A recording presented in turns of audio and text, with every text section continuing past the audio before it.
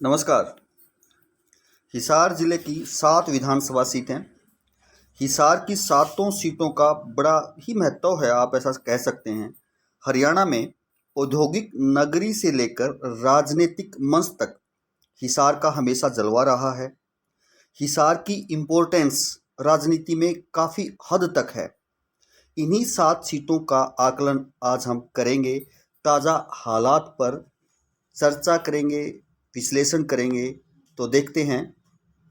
बात करते हैं नारनौंद की।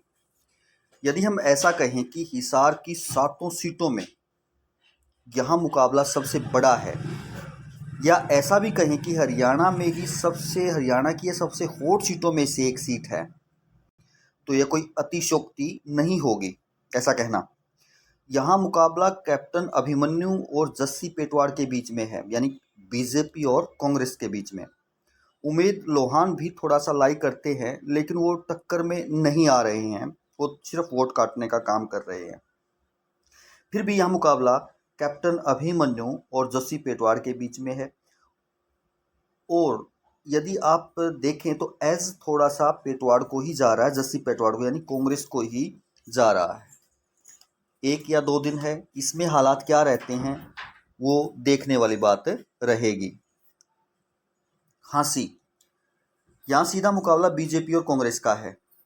पहले बीजेपी कमज़ोर नज़र आ रही थी, लेकिन अब आज के यदि हालात की बात करें तो बीजेपी कमज़ोर नज़र नहीं आ रही। दोनों के बीच में, यानी बीजेपी और कांग्रेस के बीच में मुकाबला बनता जा रहा है और कड़ी टक्कर होने की संभावना है। नलवा की यदि हम बात करें तो नलवा में रणधीर पनियार और अनिल मान के बीच में टक्कर है। कांग्रेस के अनिल मान है यहाँ से, उन दोनों के बीच में यहाँ टक्कर है। और यदि कहें कि इलाका थोड़ा सा भजनलाल प्रभावित भी है, यानी अनिल कुलदीप बिश्नोई का यहाँ वर्चस्व थोड़ा सा लगता है, बिश्नोइयों के अच्छी खासी यहाँ पैठ है, तो उनका भी यहाँ पर रोल रहता है इस सीट के ऊपर। फिर भी जो मुकाबला है वो बीजेपी और कांग्रेस के अनिल मान के बीच में है। 50-50 का आप कह सकते हैं। अब ऊँट किस करवट बैठता है ये देखने वाली बात रहेगी। आप ऐसा कह सकते हैं कि अभी इसका निर्णय कहना कि कौन जाएगा कौन नहीं जाएगा, कौन जीतेगा कौन हारेगा, कहना थोड़ा सा बेईमानी होगा। आदमपुर गढ़ है भजनलाल परिवार का, और इस गढ़ को तोड़ पाना कांग्रेस के लिए इतना आसान नहीं होगा।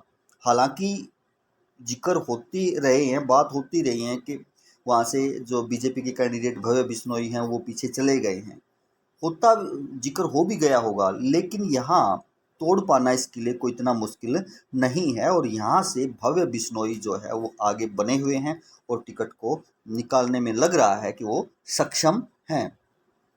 बरवाड़ा पे आ जाते हैं। बरवाड़ा भी हिसार की हॉट सीटों में है। यहाँ तिकोना मुकाबला पहले दिखाई दे रहा था, अब ऐसा कुछ लग नहीं रहा है कि कोई तिकोना मुकाबला होगा। यह मुकाबला रणबीर गंगवा और रामनिवास घोड़ेला में नजर आ रहा है। संजना सात्रोड मेहनती और एक अच्छी पढ़ी लिखी कैंडिडेट हैं।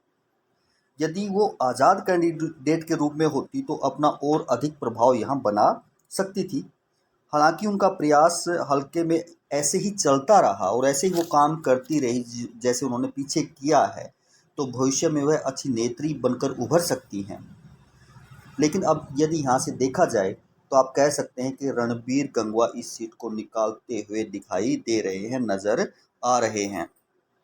उकलाना, यदि हम बात उकलाना की करें तो आप देख सकते हैं कि इलेक्शन के शुरुआती दौर में नरेश सेलवाल जो कांग्रेस के कैंडिडेट हैं, अनूप धानक जो बीजेपी की कैंडिडेट है, उनसे काफ़ी आगे नजर आ रहे थे और जीत का अंतर भी ऐसा लग रहा था कि काफ़ी वोटों से वो जीतेंगे। लेकिन अब जो सिचुएशन है वो धीरे धीरे बदली है, फर्क पड़ा है। हालांकि मार्जिन उन्हीं का है, नरेश सेलवाल ही का अपर हैंड है, वही सीट को निकालते हुए दिखाई दे रहे हैं, लेकिन वोटों का जो अंतर है वो कम हो गया है। अनूप धानक भी यहाँ पर ठीक पोजीशन बनाते हुए आ रहे हैं। अपर हैंड आप ऐसा ही कह सकते हैं कि नरेश सेलवाल का ही है और कांग्रेस इस सीट को निकाल रही है। अब यदि बात हिसार डिस्ट्रिक्ट के हिसार विधानसभा की करें तो यह एक शहरी क्षेत्र है, शहरी सीट है, और शहरी सीट भाजपा अपने हक में सुरक्षित मानती है। लेकिन डॉक्टर कमल गुप्ता उनकी सोच को यहाँ झूठा साबित कर रहे हैं।